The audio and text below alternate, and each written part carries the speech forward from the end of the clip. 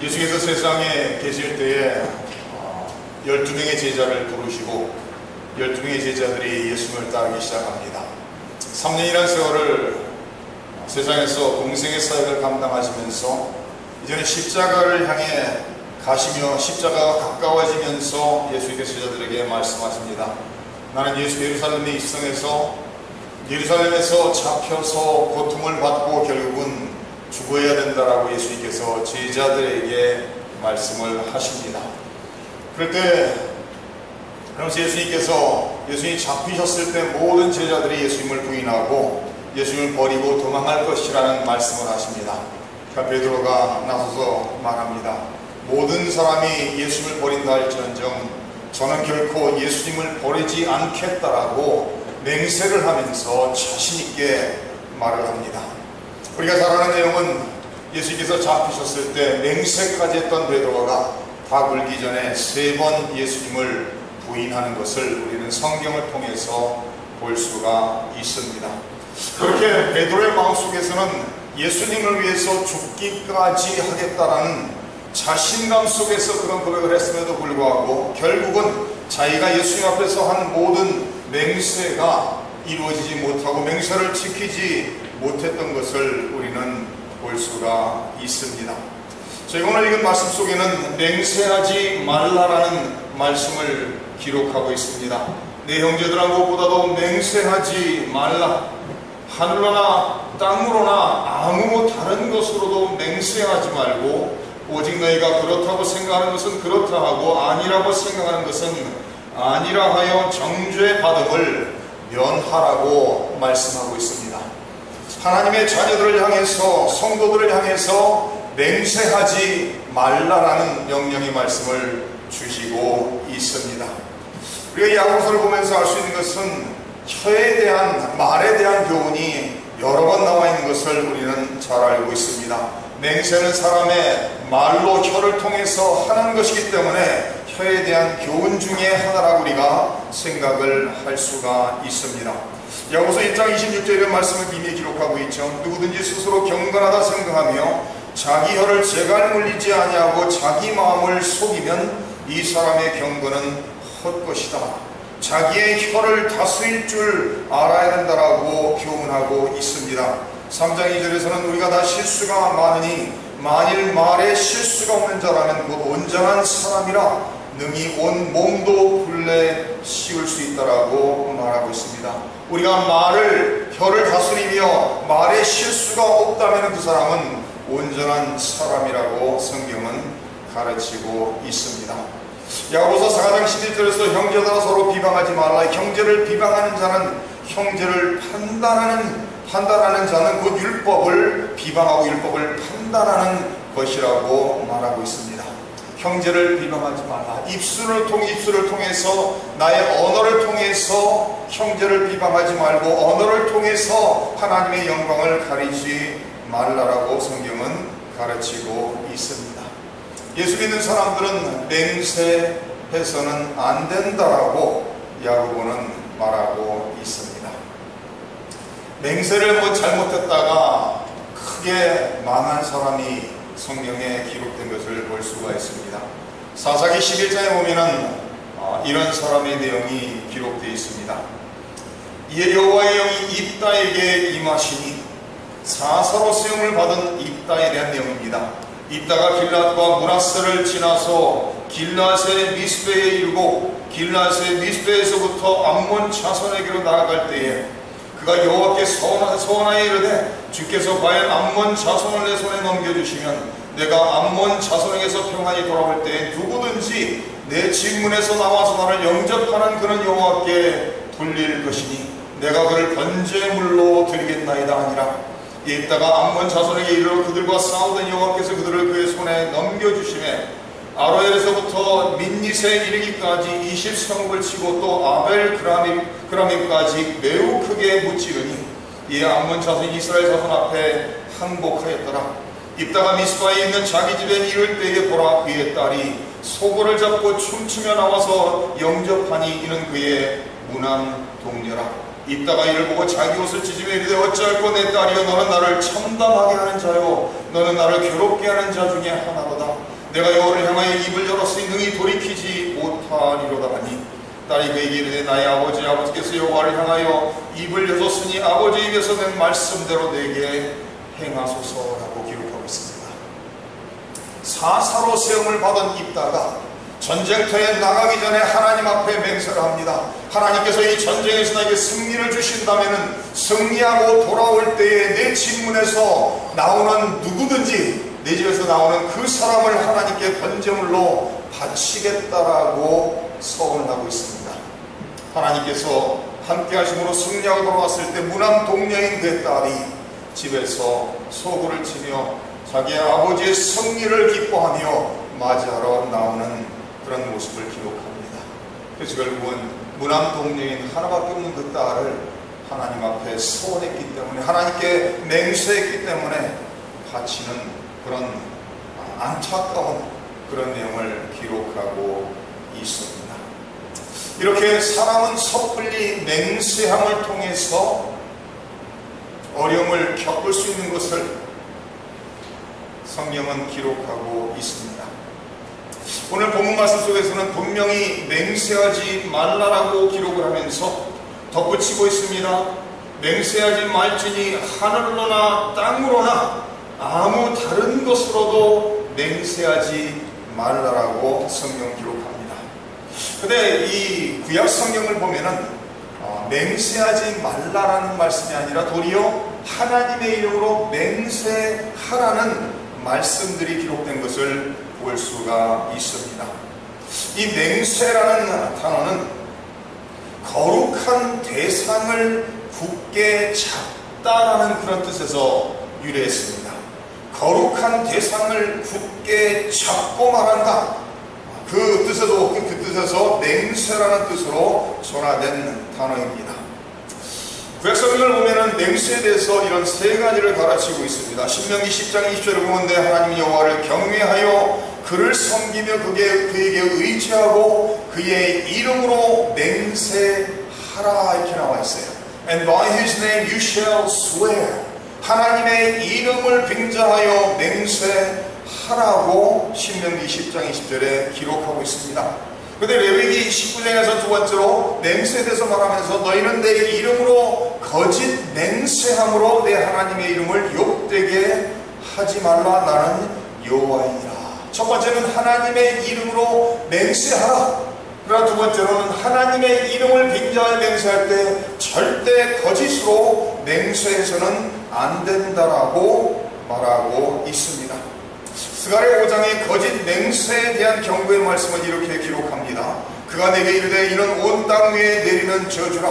도둑질하는 자는 이쪽 글대로 끊어지고 맹세하는 자는 그 저쪽 글대로 끊어지리라 하니 만군의 여호와께서 이르시되 내가 이것을 보냈나니 도둑의 집에도 들어가며 내 이름을 가리켜 망령되이 맹세하는 자의 집에도 들어가서 그의 집에 머무르며 그 집을 나무와 돌과 아울러 사르리라 하셨느니라. 여기서 망령되이 맹세하는, 거짓으로 맹세하는 사람을 하나님께서 심판하실 것이라고 성경은 기록을 하고 있습니다.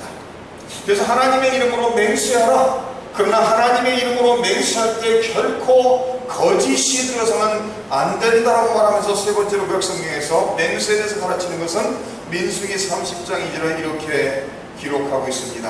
사람이 여호와께 서원하였거나 결심하고 서약하였으면 깨트리지 말고 그가 입으로 말한 대로 다 이행할 것이니라. 신명기에서도 말합니다. 내 하나님 여호와께 서원하거든 갚기를 더디하지 말라. 내 하나님 여호와께서 반드시 그것을 내게 요구하시리니 더디면 그것이 내게 죄가 될 것이나 내가 소원하지 아니했으면 무죄하리라. 그러나 내 입으로 말한 것은 그대로 실행하도록 유의하라. 무릇 자원한 예물은 내 하나님 여호와께 내가 서원하여 입으로 언약한 대로 행하라 라고 기록하였습니다.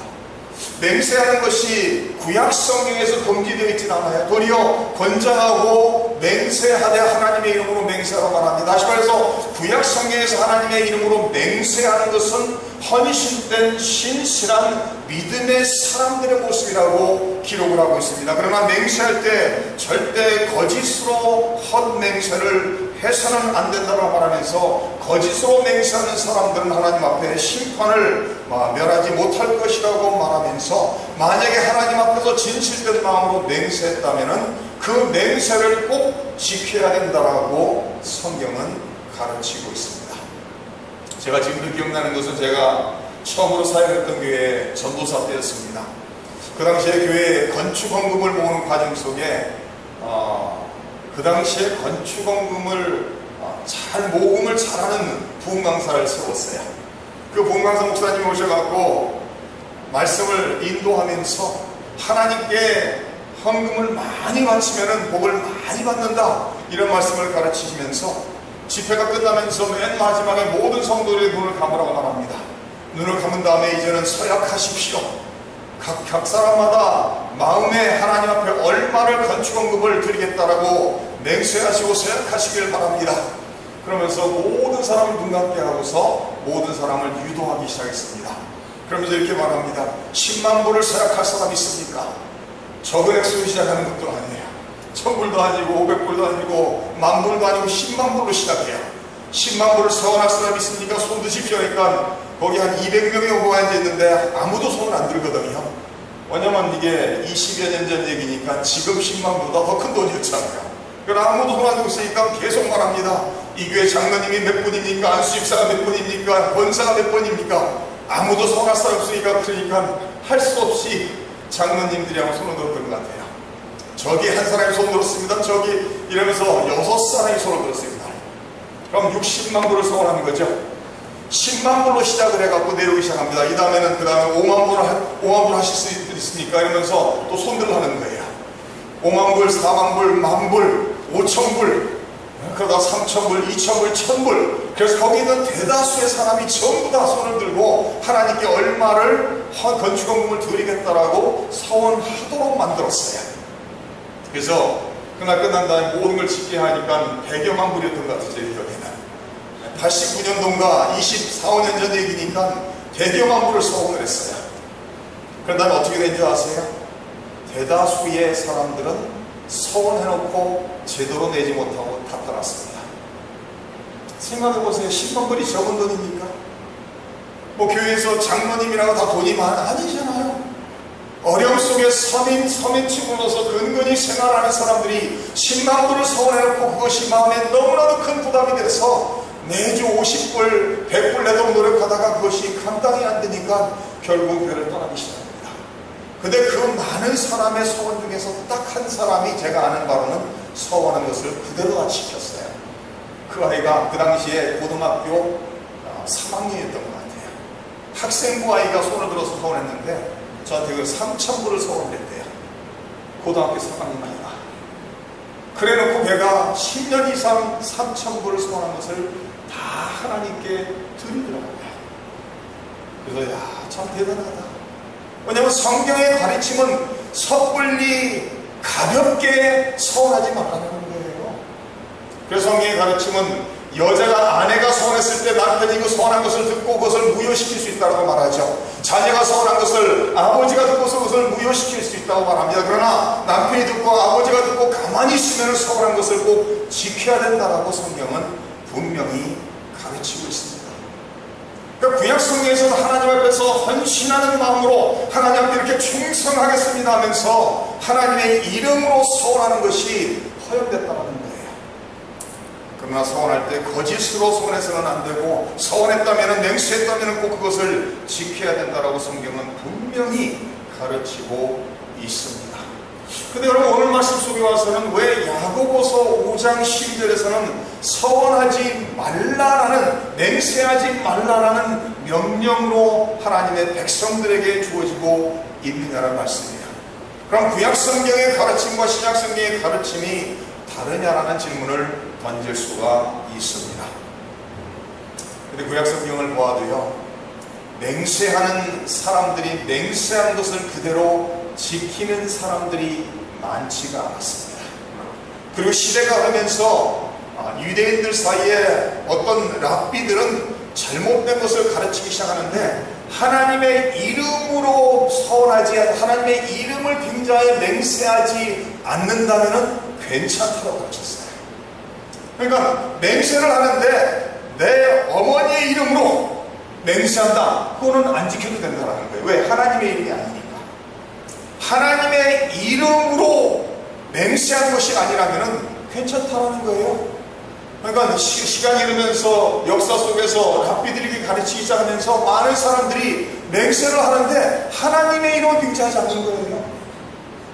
하나님의 이름을 부르지 않지만 내 생명을 걸고 맹세한다, 내 어머니의 생명을 걸고 맹세한다. 영화에 이런 표현이 있죠. I swear on my mother's grave.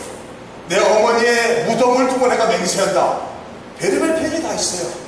그러니까 모든 것을, 다른 사람들과 물건들을 동원해서 맹세를 하는데, 그런 맹세는 하나님의 이름이 빠져 있으니까 안 지켜도 된다는 거예요. 왜? 성경에서는 하나님의 이름으로 맹세를 했기 때문에 하나님의 이름만 떼버리고 나면은 그 맹세가 안 지켜도 될 수 있는 맹세가 된다고 하면서 그것을 구분해 놨습니다.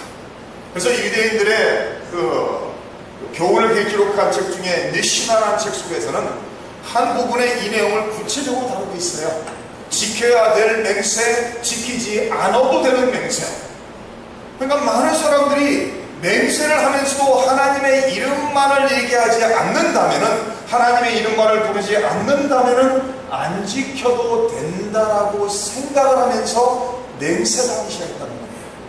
그러니까 수많은 사람들이 맹세를 남발하고 악용했다라는 말씀입니다. 그래서 1세기에 야고보서가 기록되는 그 상황 속에서는 너무나도 많은 사람들이 맹세를 하는데 아무 의미 없는, 아무 가치 없는, 지킬 생각조차 없는 그런 헛맹세, 거짓 맹세를 끊임없이 하기 시작했다라는 말씀입니다. 야고보서 5장 12절 이전에 우리 예수님께서 야고보의 형인 예수님께서 이미 맹세에 대해서 교훈하는 말씀이 마태복음 5장에 이렇게 기록이 되어 있습니다. 또 옛사람에게 말한 바 헛맹세를 하지 말고 내 맹세한 것을 주께 지키라 하였다는 것을 너희가 들었으나 나는 너희에게 이르노니 도무지 맹세하지 말지니 하늘로도 하지 말라, 이는 하나님의 보좌이며 땅으로도 하지 말라, 이는 하나님의 발등상이며 예루살렘으로도 하지 말라, 이는 큰 임금의 성이며 내 머리로도 하지 말라, 이는 내가 한 터럭도 희고 검게 할 수 없음이라. 오직 너희 말은 옳다 아니라 하라. 이에서 지나는 것은 악으로부터 나느니라. 이렇게 나와 있어요. 예수님께서도 똑같은 말씀은 이미 야고보서 이전에 가르치셨죠. 너희의 말은 무조건 옳은 것은 옳다, 아닌 것은 아니라고 말하며 무엇을 빙자하여 하나님이 아닐지언정 성전을 빙자하여 다른 사람을 빙자하여 닫혀진 헌물을 빙자하여 맹세하지 말라는 거예요. 그런 모든 맹세가 하나님 앞에서 악한 모습으로 결과적으로 나타날 수 있다라고 예수님께서는 말씀하고 있습니다. 예수께서 더 나아가서 마태복음 23장의 그 시대적인 상황이 바로 수많은 사람들이 맹세를 하되 하나님의 이름을 빼고 맹세하면은 이것은 안 지켜도 되는 맹세라고 생각하면서 맹세를 남발하고 악용하는 그런 상황 속에서 예수께서 마태복음 23장에 화 있을진저라는 내용을 기록하고 있습니다. 화 있을진저 눈먼 인도자의 너희가 말하되 누구든지 성전으로 맹세하면 아무 일 없거니와 성전의 금으로 맹세하면 지킬지라 하는도다. 이렇게 구분을 시켰단 말이에요. 성전으로 맹세하면 아무 일 없다, 안 지켜도 상관이 없다. 그러나 성전의 금으로 맹세하면 지켜야 된다. 어리석은 맹인들이여, 어느 것이 그냥 그 금이냐, 그 금을 거룩하게 하는 성전이냐. 너희가 또 이르되 누구든지 제단으로 맹세하면 아무 일 없거니와 제단을 빙자하여 맹세하면 안 지켜도 되고 안 지켜도 아무 일 없거니와 그 위에 있는 예물로 맹세하면 지킬지라 하는도다. 맹인들이 어느 것이 그냐, 그 예물이냐, 그 예물을 거룩하게 하는 제단이냐. 그러므로 제단으로 맹세하는 제단과 맹세하는 자는 제단과 그 위에 있는 모든 것으로 맹세하며, 또 성전으로 맹세하는 자는 성전과 그 안에 계신 이로 맹세하며, 또 하늘로 맹세하는 자는 하나님의 보좌와 그 위에 앉으신 이로 맹세함이로다.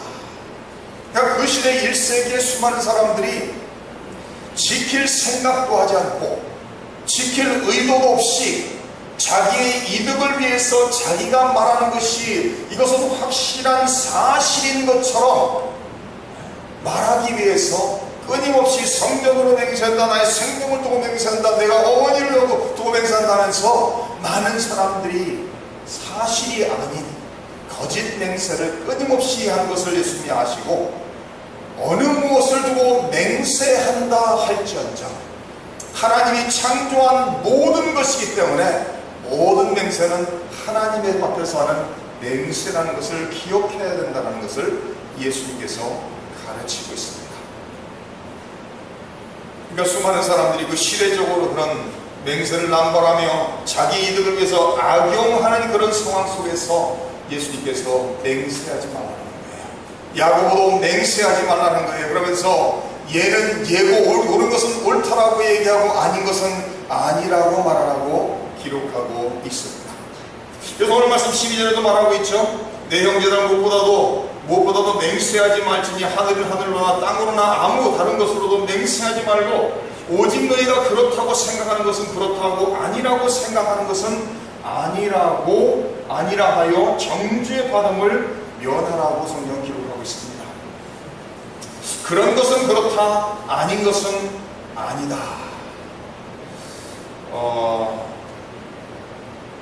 상원의회 목사로 섬기시는 목사님이 상원의회 모임이 모였을 때 이런 기도를 합니다. 전능하신 하나님, 누가 진실을 말하는지를 알 수 있게 도와주시옵소서. 한쪽에서는 이 말을 하고 다른 쪽에서는 반대되는 말을 합니다. 만약에 양쪽이 다 진실하지 못하다면 그것도 우리에게 알게 하여 주시옵소서. 그리고 만약에 양쪽이 부분적으로 사실을 말하고 있다면 사실인 부분들을 합쳐서 진실을 알 수 있는 지혜를 주시옵소서. 예수님의 이름으로 기도합니다. 이렇게 기도했어요. 상원의회에서 정치하는 사람이 다 모이는 자리에서 기도를 합니다. 왜냐하면 끊임없이 상반된 얘기를 하고 있으니까 누군가는 지금 진실되지 못하다는 얘기죠. 만약에 양쪽이 다 부분적인 진실을 말하고 있다면 그 부분적인 진실들을 모아서 사실이 무엇인지 바로 볼 수 있는 지혜를 달라고 기도하는 그런 내용이었습니다.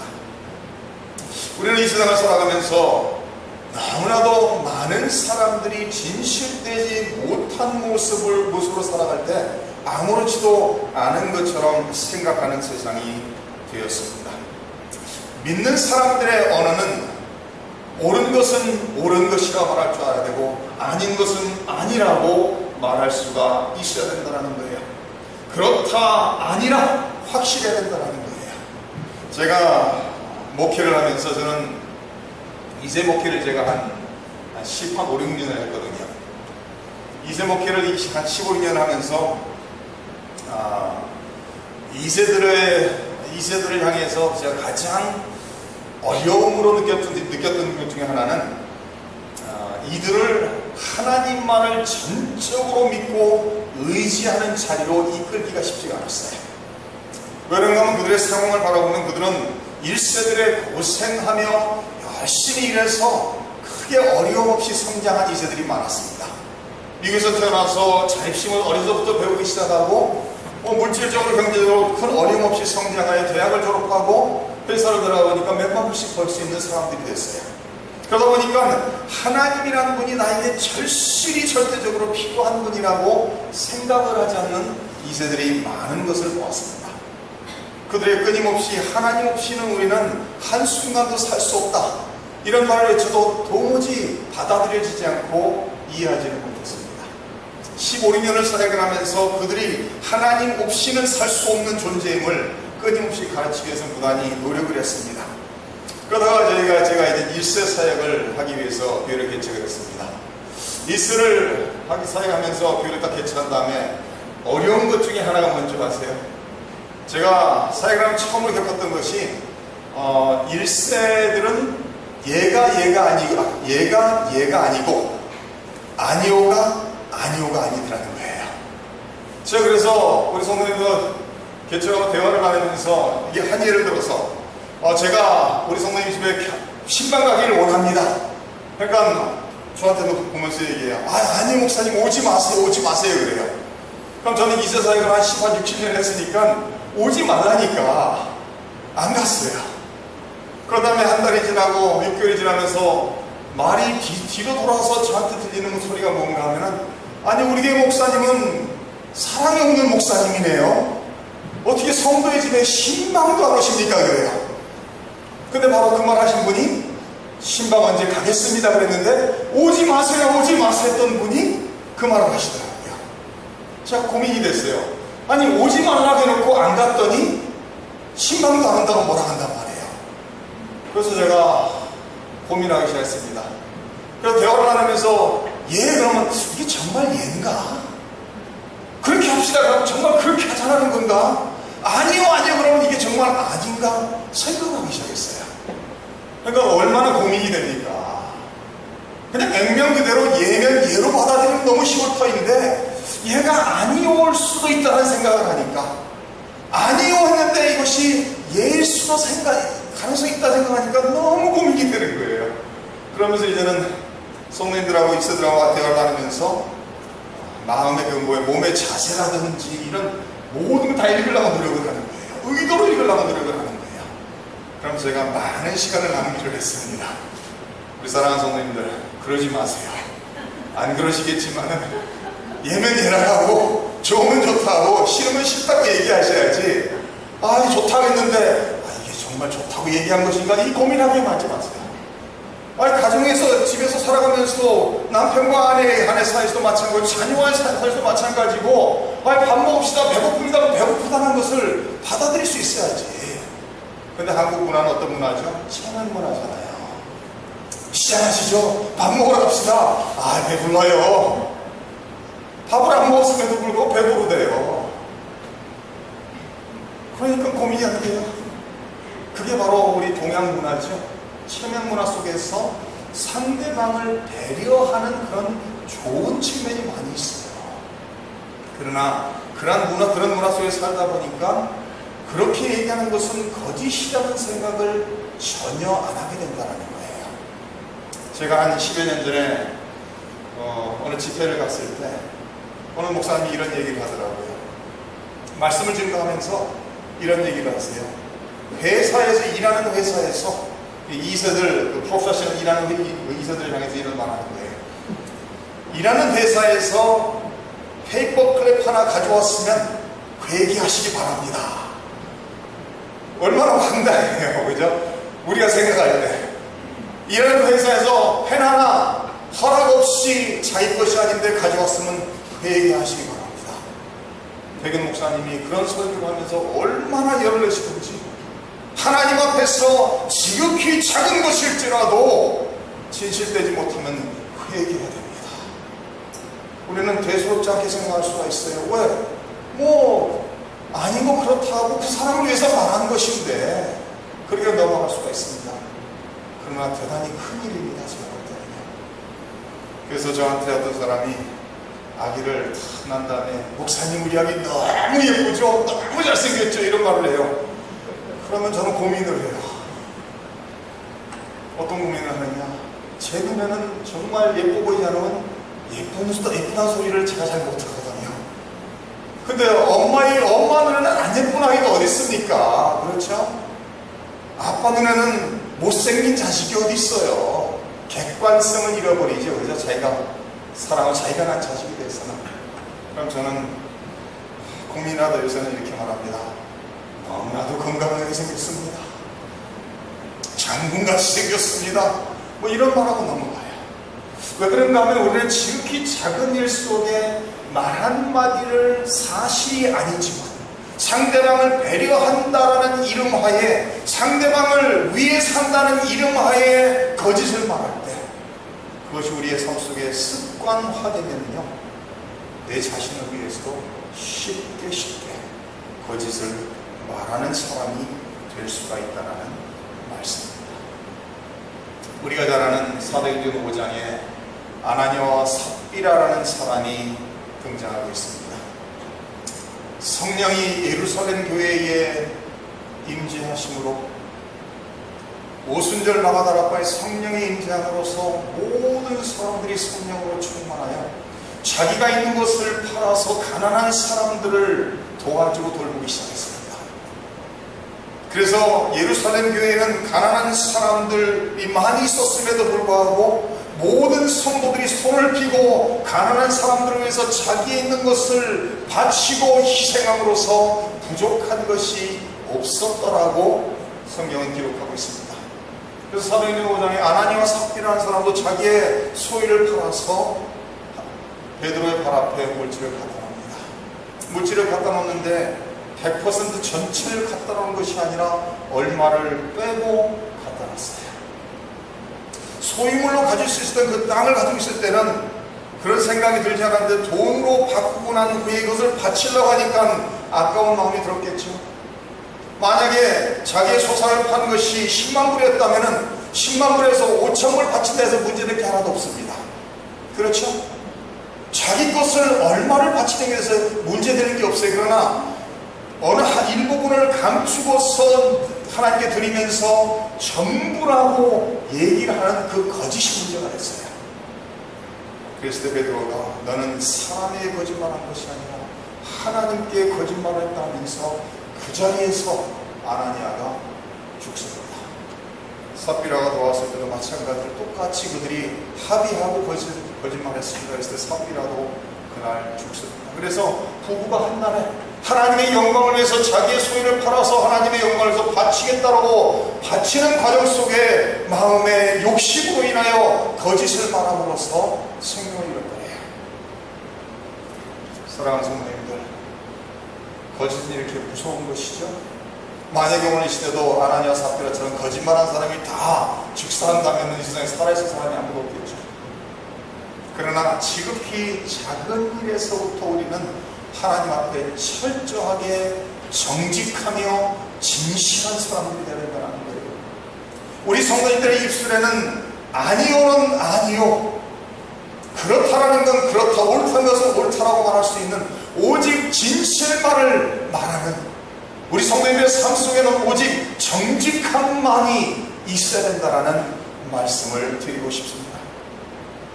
제가 아는 어떤 사모님이 이런 고백을 하는 걸 들어봤습니다. 꽤나 큰 게 목사님 사모님이셨는데 뒤늦게 신학 공부를 하셨어요. 뒤늦게 신학 공부를 하시면서 나이가 들어서 신학 공부를 하니까, 그리고 알만한 교회 목사 사모로서 신학 공부를 하니까 얼마나 공부를 잘하고 싶으셨겠어요. 그래서 이 사모님이 공부를 아주 열심히 하셨어요. 그러다가 이제 결말고사를 보는데 너무 공부를 열심히 하셨으니까 모든 게 쉽죠. 근데 딱 한 문제 걸렸습니다. 한 문제에 걸려가지고 고민을 합니다. 분명히 머리에서 맴도는데 정확한 답이 안 떠오르는 거예요. 하나님께 기도합니다. 하나님, 제가 공부를 너무 많이 했는데 이거 하나만 지금 머리에서 맴돌고 있는데 떠오르질 않는데 정확히 떠오르는데 이걸 좀 가르치 안 떠오르는 거예요. 그래서 기도하고 생각해도 떠오르질 않아요. 그러다가 머리 끄적거리다가 머리를 딱 고개를 들었는데 드는 순간 바로 옆에 있던 사람의 시험 문제가 딱 보이는데 그 답이 보이더라는 거예요. 그래서 그 답을 썼어요. 쓰고 이제 나오면서 자신을 위안하는 거예요. 내가 다 아는 답이었는데, 기도하고 막 생각했는데 머리에서 맴돌다가 머리를 들었을 때 딱 그 답이 보이는 순간 떠올랐다는 거죠. 그러니까 난 이건 커닝한 것이 아니라 하면서 집에 갔어요. 근데 집에 갔는데 이 사모님이 너무 괴로운 거예요. 자기는 100점 맞아서 A를 받고 싶은데 그 한 문제를 남의 것을 보고 썼다라는 것이 너무 마음에 걸리고 그 사모님 안에 있는 성령님께서 계속해서 마음이 편찮도록 사모님을 괴롭히는 거예요. 결국 사모님께서 하나님한테 묻고 회개를 합니다. 하나님, 제가 커닝했습니다. 거짓으로 제가 남의 것을 보고 답을 썼습니다. 거기서 그치면 모르는데 그 사모님이 다음날 신학교에 와서 교수님을 찾아갑니다. 교수님, 제가 시험을 보는데 그 몇 번 답은 커닝하고 답을 썼습니다. 고백을 하는 거예요. 그리고 거기서 그치는 것이 아니라 학생들 모두 앞에서 고백을 합니다. 제가 공부는 열심히 했는데 그 답 하나가 떠오르지 않아서 고민하고 기도하다가 눈을 들었는데 딱 한 문제 그 답이 보여서 커닝을 했습니다. 모든 학생을 향해서 고백을 하면서 용서해 주십시오. 그런 고백을 하는 거예요. 저는 그 말을 듣고 얼마나 감동을 받았는지 몰라요. 죄스럽지 않게 생각하고 넘어갈 수 있습니다. 뭐 그 정도요. 뭐 그 정도야. 제가 졸업한 학교에서 많은 교수님들이 그런 얘기를 해요. 학생들이 10년이 지난 후에 자기를 찾아오는 학생들이 있대요. 왜 찾아오느냐? 10년 전에 그 교수님 수업을 들으면서 시험 봤을 때 커닝한 것을 고백하기 위해서 찾아온 학생들이 있다는 거예요. 사랑하는 성도님들, 우리가 믿는 하나님은 어떤 하나님이시죠? 거룩하신 하나님이시죠? 진실된 하나님이시죠? 정직하신 하나님이시죠? 바로 그 하나님 우리가 아버지라고 부르고 살아가고 있습니다. 하나님이 우리의 아버지시라면, 거룩하신 진실되고 정직하신 하나님 우리의 아버지시라면 우리도 그 하나님 아버지의 모습이 우리의 삶 속에 그대로 있어야 됩니다. 우리 사랑하는 성도님들의 삶 속에는 아무리 작다라고 생각하는 것일지라도 거짓은 완전히 제거되고 없기를 주님의 이름으로 축원합니다. 예수 믿는 사람들이 항상 모든 상황 속에서 진실되고 정직하면은 이 말은 정말 진짜야 하면서 말할 필요 없어요. 그렇죠? 내가 맹세코 말하는데 그런 말을 할 필요가 없어요. 왜? 하는 모든 말이 진실인데 강조할 필요가 있습니까? 장사꾼이 말하는 것과 똑같죠. 내가 이거 정말 손님한테만 믿지고 삽니다. 그게 무슨 얘기예요? 많이 남기고 팝니다라는 소리죠. 미치긴 못 미쳐요. 왜 그러죠? 그 장사꾼이 모든 사람에게 그 말하고 팔거든요. 내가 손님한테만 미치고 팝니다. 무슨 얘기예요? 지금 내가 말하는 것이 거짓이지만 진실인 것처럼 받아들여지게 하기 위한 목적을, 의도를 가진 거짓이라는 거예요. 그러니까 무슨 사람들이 말하면서 I swear on my mother's grave, 그렇게 얘기를 한다면요, 그 사람 어쩌면 여태까지 끊임없이 거짓말만 하다가 지금 그 말 한마디만 maybe 믿을 만한 말인지 모르다, 이렇게 생각할 수 있는 거예요. 그래서 예수 믿는 사람들은 모든 상황 속에서 아닌 것은 아닌 것이고, 긴 것은 긴 것이고, 옳은 것은 옳은 것이고, 틀린 것은 틀린 것이라고 말할 수 있는, 다시 말해서 우리 성도님들의 속에 있는 것을 그대로 말하며 살아갈 줄 아는 성도님들이 되시기를 우리 하나님께 영광을 돌리며 하나님의 거룩하시고 진실되시고 정직하심을 우리 성도님들의 삶을 통해 나타내시기를 주님의 이름으로 축원합니다.